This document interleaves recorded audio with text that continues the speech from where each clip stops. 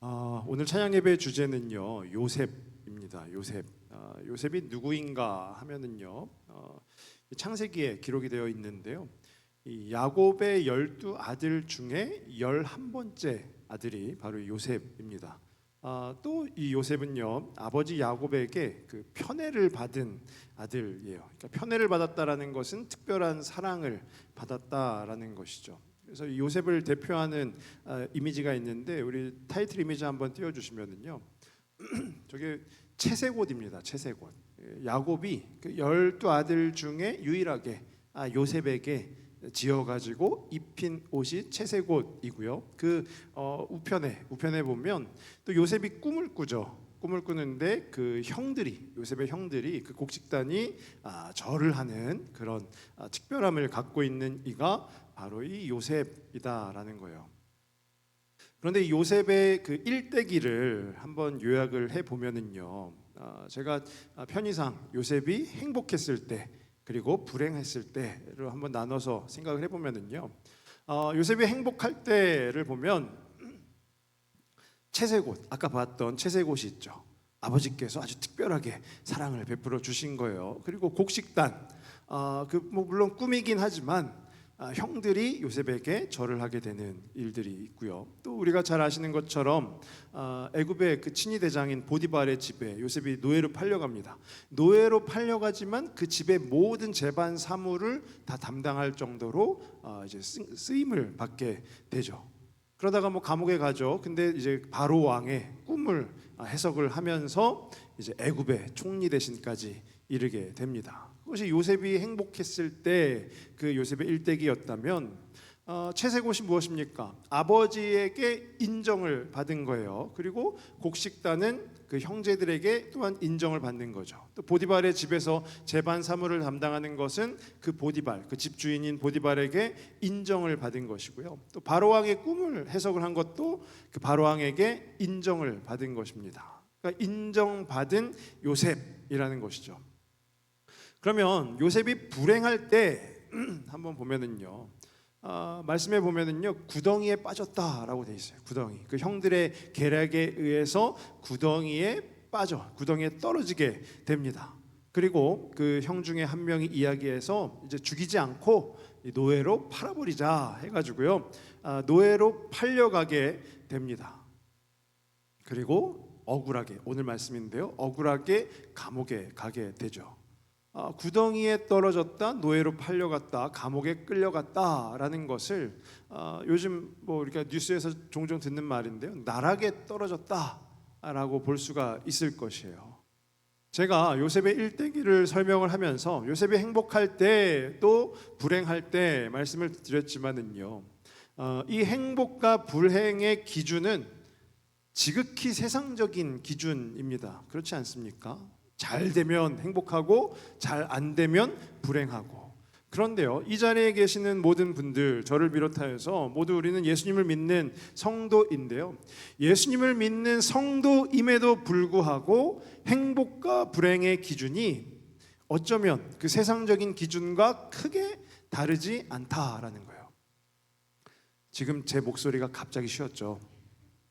아까 제가 너무 큰 충격을 받아가지고 예, 목이 전혀 이렇지 않았는데 저도 오늘 처음 알았습니다. 제가 큰 충격을 받으면 목이 간다라는 것을 예, 듣는데 조금 불편하시더라도 좀 이해를 부탁을 드리겠습니다. 예. 그러니까 우리 성도도, 예수님을 믿는 성도도 행복과 불행을 나누는 데 있어서 그 세상적인 기준에 크게 다르지 않다라는 거예요. 그러니까 무언가 잘 되면 행복해요. 근데 예정했던 대로 되지 않으면, 그리고 좀 어렵고 또 아까 설명드렸지만 나락으로 떨어지는 것 같은 일들이 생기면 우리는 불행하다라고 표현을 합니다. 그런데 말씀에 기록하기를요, 요셉의 일생, 요셉의 일대기가 창세기 뒷부분에 쭉 나와 있는데요, 요셉이 이러이러했을 때는 행복했다더라, 요셉이 구덩이에 떨어지고 노예로 팔려가고 그리고 감옥에 갔을 때는 불행했다더라, 이렇게 기록이 되어 있지 않다라는 거예요. 그럼 요셉의 일생을 말씀 속에서 보면은요, 뭐라고 되어 있냐면은요, 언제나 늘 하나님께서는 요셉과 함께 하셨다라고 되어 있어요. 요셉과 함께 하셨다. 요셉이 아버지로부터 채색옷을 받아서 입을 때도, 그리고 요셉이 보디발의 집에서 점차 그 재반 사무를 다 감당하며 인정을 받을 때에도, 애굽의 총리 대신이 되었을 때에도 하나님께서는 요셉과 함께 하셨다라는 것이고요. 구덩이에 떨어졌을 때에도, 노예로 팔려갔을 때에도, 또 감옥에 끌려갈 때에도 하나님께서는 요셉과 함께 하셨다라는 거예요. 이것이 바로 우리 믿는 자들의 행복 아니겠습니까? 그러니까 잘 되면 행복하고 잘 안 되면 불행하고가 아니라, 우리의 궁극적인 행복은요, 하나님이 함께 하실 때 비로소 주어진다라는 거예요. 예, 저도 답답한데 우리 성도분들은 얼마나 답답하시겠습니까? 예. 서울에 가면은요, 우리가 흔히 감자탕 교회라고 예전에 그렇게 불렀었는데요, 광염교회라는 교회가 있습니다. 거기 목사님이 이제 조현삼 목사님이라는 분인데, 이분이 이제 교회에서 새 가족이 이렇게 오면 그 새 가족들하고 같이 성경 공부를 할 수 있는 교재를 직접 한번 만들어 봐야 되겠다 해가지고 이제 막 만드셨어요. 그래서 그 교재 책인데요, 책의 제목이 뭐냐면 행복의 시작 예수 그리스도예요. 행복의 시작 예수 그리스도. 그러니까 이제 막 믿기 시작했고, 이제 교회에 발을 들여놓기 시작한 분들이 같이 공부하면서 이분들의 어떤 생각, 그분들의 어떤 되게 쌓여져 있었던 그 생각을 깨는 거예요. 행복은 우리가 잘 되고 뭐 돈을 많이 벌고 그럴 때 행복한 것이 아니라 예수님과 함께 있을 때 행복하다라는 거예요. 이것이 우리에게 얘기하는 것이 뭐냐면요, 우리 예수님을 믿는 것이 행복이다라는 거예요. 그리고 예수님을 아는 것이 행복이다라는 것이고요, 그 예수님과 함께하는 것이 행복이다라는 거예요. 제 말에 동의하시나요? 예수님을 믿는 것이 행복이고, 예수님을 아는 것이 행복이고, 예수님과 함께하는 것이 행복이다라는 거예요. 근데 오늘 우리가 함께 읽은 이 본문 말씀을 한번 보시면은요, 오늘 말씀에 보면 이 요셉이 이제 노예로 팔려가게 되죠. 노예로 팔려가게 됩니다. 그런데 노예로 팔려가서 어디에 가냐 보았더니 애굽의 왕 바로의 친위대장이라고 하는 보디발의 집에 팔려갑니다. 그러니까 친위대장이라는 것은요, 경호대장을 얘기하는 거예요. 우리나라로 치면 경호처장 같은 역할을 하는 거죠. 그 친위대장의 집에서 노예로 지냈지만 하루하루 열심을 다한 거예요. 그래서 요셉이 그 결과 어떻게 됐냐 보니까요, 흔히 얘기하는 승진을 한 거죠. 승진. 일을 잘하니까 그 보디발도요, 요셉을 인정해 주는 거예요. 비록 노예로 왔지만 이제 그 집 안의 모든 일들을 감당하는 역할을 요셉에게 맡기게 된 것이죠. 근데 여기까지는 이제 우리가 읽은 말씀의 이전 내용이고, 저희가 함께 읽은 말씀 그 말씀의 내용이 뭐냐면, 그러다가 이 요셉이 억울한 일을 당하는 거예요. 그 보디발의 아내가 있는데, 이 아내가 요셉이 일도 잘하는데 잘생겼어요. 그러니까 이제 유혹을 하는 거죠. 근데 이 요셉은 하나님의 사람이잖아요. 그러니까 그 유혹에 넘어가지 않는 거예요. 보디발의 아내가 자꾸만 유혹을 하는데도 요셉은 그 자리를 피하고요.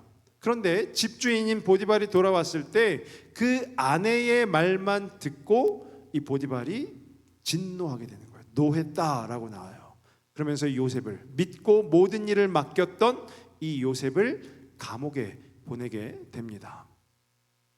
어쩌면 우리가 그 요셉의 입장이었다면 매우 원통한 일 아니겠습니까? 그러니까 내가 뭘 잘못해가지고 감옥에 끌려가면 이해를 하죠. 그래 맞아, 내가 잘못했지 라고 하는데, 억울한 누명을 쓰고 내가 잘못을 한 것도 아닌데 감옥에 끌려가게 되면 매우 원통하죠. 그러면서 밤에 잠도 제대로 못 잘 거 아니겠습니까? 그런데요, 요셉은 어떻게 했냐 하면은요, 그의 감옥 생활을 볼 수 있는 내용이 나오는데, 우리 22절 말씀을 다시 한번 보시면은요, 22절에 간수장의 옥중제수를 다 요셉의 손에 맡김으로 그 재반 사물을 요셉이 처리하고, 감옥에서도 열심히 살았어요. 그리고 또 이어지는 23절 앞부분의 말씀을 보니까요, 23절 앞부분에 간수장은 그의 손에 맡긴 것을 무엇이든지 살펴보지 아니하였으니, 요셉에게 맡기고요, 신뢰했어요. 그래서 요셉에게 그냥 네가 알아서 해 하고 요셉이 처리하는 대로 살펴보지도 않고 했다라는 거예요. 감옥에서도 여러 일을 도맡아서 했고요. 그 맡은 모든 일들을 다 잘 처리했다. 그래서 그 간수장이 요셉을 인정했다라는 거예요. 우리는 여기에서 생각을 해볼 수가 있겠죠. 야, 요셉이 능력이 좋은가? 아니면 요셉이 성격이 좋은가? 관계를 잘 맺고 아주 일도 잘 처리하고 하는 이인가?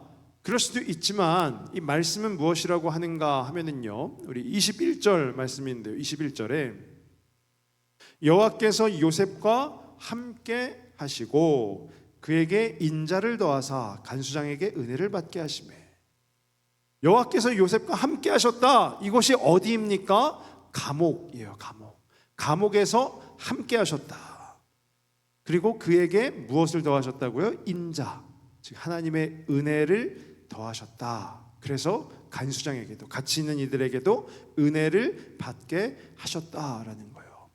그리고 오늘 마지막 말씀인데요, 23절 하반절에 보면은요, 이는 여호와께서 요셉과 함께 하심이라 여호와께서 그를 범사에 형통하게 하셨더라.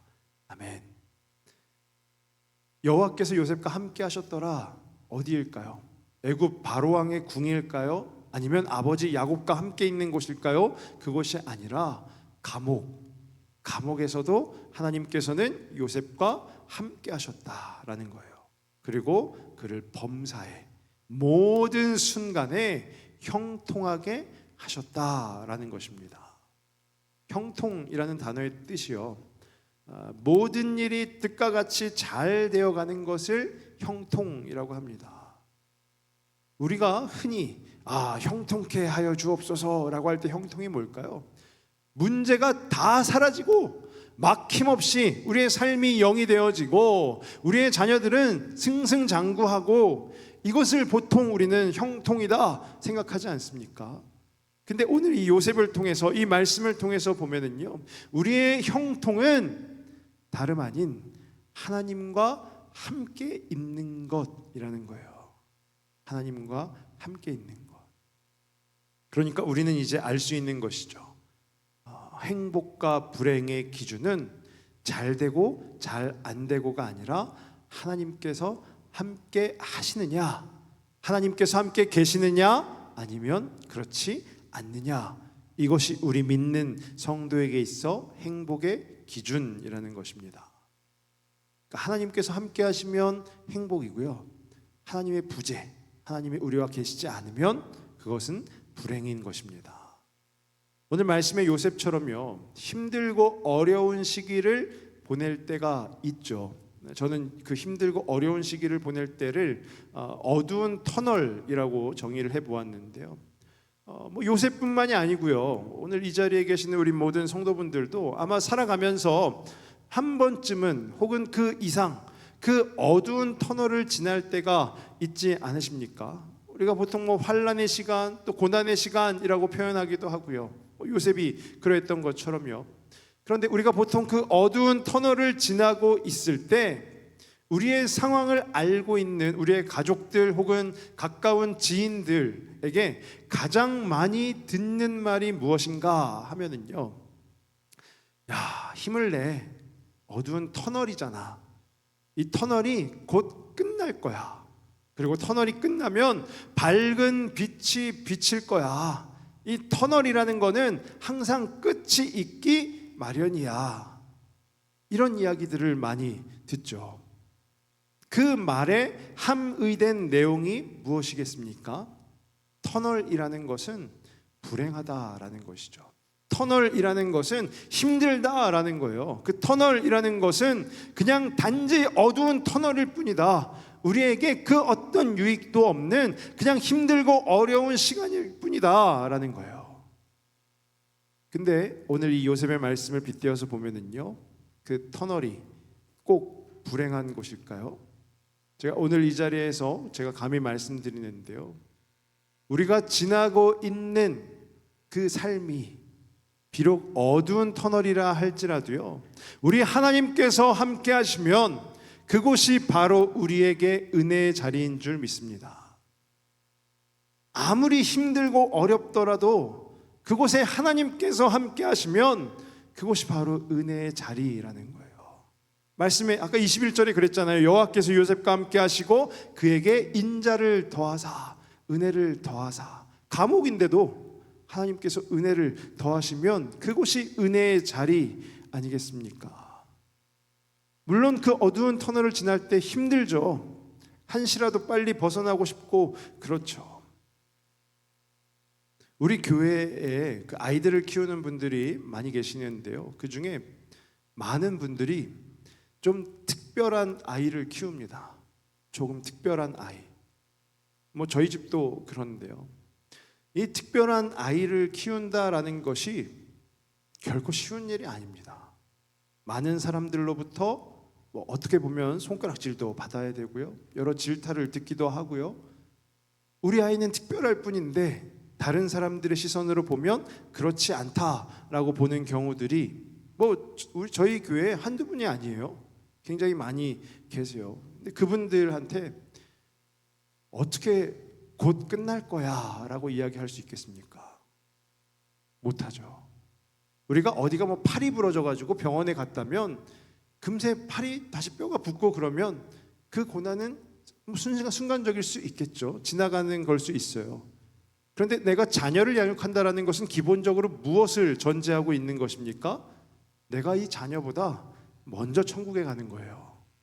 그러니까 특별한 자녀를 키운다라는 것은 금세 끝나버리는 것이 아니라 그 터널 끝이 있는 것이 아니라 계속해서 어두운 터널을 지나고 또 지나고 있는 그 상황이다라는 것이죠.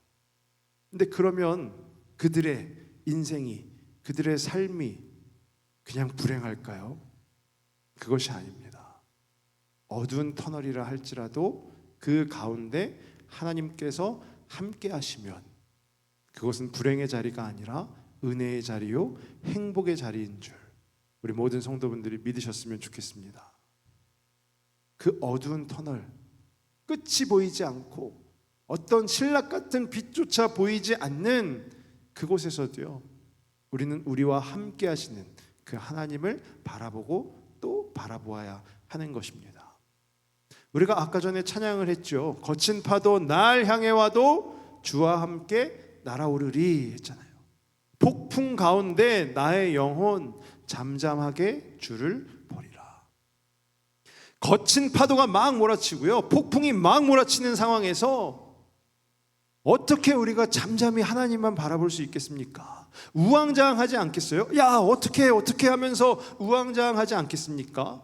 근데 우리는 말씀 속에서 그렇게 거친 풍랑이 일 때에 잠잠히 계셨던 한 분을 알고 있어요. 제자들과 배에 타고 있을 때, 깊은 풍랑이 있을 때에도 예수님께서는 잠잠히 계셨죠. 그 예수님이 아무리 거친 파도가 몰아치고 폭풍이 우리 가운데 불어친다 할지라도 우리와 함께하고 계시다라는 거예요. 그렇기 때문에 우린 잠잠히 그 하나님을 바라볼 수 있습니다. 그리고 이 말씀이 끝나면 또 같이 찬양하겠지만은요, 하나님께서는 오늘도 지금 이 순간도 우리와 함께 하시면서 우리로서는 풀지 못할 그 어려운 짐을 대신 짊어 주신다라는 거예요. 나의 어려움도 항상 돌보아 주시는 그분이 바로 우리와 함께 하시는 그 하나님이시기 때문에 우리는 그 하나님을 찬양할 수밖에 없는 줄로 믿습니다. 말씀을 정리합니다. 혹시 오늘 이 자리에도 그 어두운 터널을 지나고 계시는 분이 계십니까? 그 자리가 은혜의 자리라 생각하십시오. 내가 아무리 어두운 터널이고 빛이 보이지 않고 한다 할지라도 그 자리가 바로 우리 하나님이 나와 함께 하시는 은혜의 자리임을 믿고 그 자리에서 우리와 함께 하시며 우리의 무거운 짐을 대신 짊어 주시는 하나님을 바라보실 수 있기를 간절히 원합니다. 그러면 오늘 우리 하나님께서 오늘도 또 내일도 저와 우리 모든 성도분들을 돌보아 주시리라 믿습니다. 우리가 그 하나님을 함께 찬양했으면 좋겠는데요, 우리 주가 돌보시리라는 찬양입니다.